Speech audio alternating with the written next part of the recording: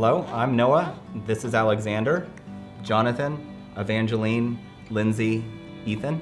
We are the Whitakers. Back in November or so of last year, my wife and I found out we were pregnant, and we shortly thereafter learned that we were going to expect twins. On March 7th, we went to our perinatal specialist and discovered that our daughter Josephine had passed. 2 days later, on March 9th, they had to perform an emergency cesarean. So they had removed Josephine, and we got to spend some time with her, and Evangeline was then born at 25 weeks. So she's considered a micro-preemie and needed very extensive care. She was 1 pound, 8 ounces. Yeah, 11 and 3/4 inches long. So she was very small. I've never been to a Ronald McDonald House. I never really knew what they were. And so it was a social worker that told us about the place and that we wouldn't have to drive back and forth from Visalia to Madera every day or rent a hotel room or something else. It was like a whole nother world that we never knew existed, or we knew existed, but when you need it, in reality, it's much different. The very first thing that I saw was, Ronald McDonald sitting on the bench outside of the building, and I knew right off the bat that our 3 boys were just going to be drawn to that. It was an incredible place. I mean, the courtyard and the children's toys and the reading room, the kitchens, all of it was pretty incredible. I didn't expect it to be there. And JoJo would talk about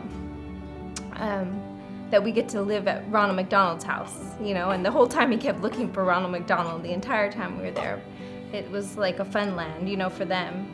And it just helped me as a mom to not feel so bad about the situation that we were in. Volunteers would come and drop off like knitted hats or beanie babies or just a variety of things. And we think that's really part of what contributed to our belief that our boys really are going to look back on this later in life. And they're going to talk about this with really positive memories about the fun that they had, the people that they met, all the things that they did. And a large part of that was all because of the way the front staff treated them. A meat manufacturing company, Cargill, had come in to volunteer, and they had probably about 12 or so volunteers there at the time that came in to cook dinner for the families at the Ronald McDonald House. In your sort of normal life, you don't really think about meals and eating very much, in a day-to-day basis. It's just something that we do. But when you're in the midst of something that is so incredibly challenging, taking the time and energy to make food for yourself is a pretty big feat. And to have a group of people who they had gotten off work, it was a Friday, so they worked their whole week, and they were giving up a couple of hours of their time to make us food. It's a very significant thing.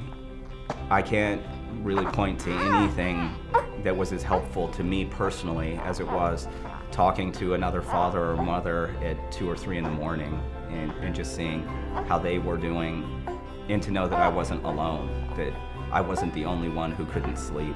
I remember one of the nurses telling us that she had never seen a baby respond to her parents' voices like the way that Evangeline did. She would turn her whole body so that she could see us when she heard our voice.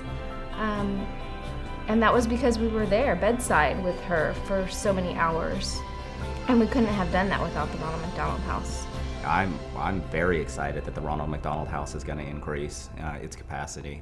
To see how much of a benefit it is for families to stay there is incredible, and to know that there's going to be even more capacity for that, it's amazing. I think people think that the Ronald McDonald House is just for the families there, but it's also for the families like in the entire hospital too, that there's services that they can access. That's not just if they have a room that they're staying there.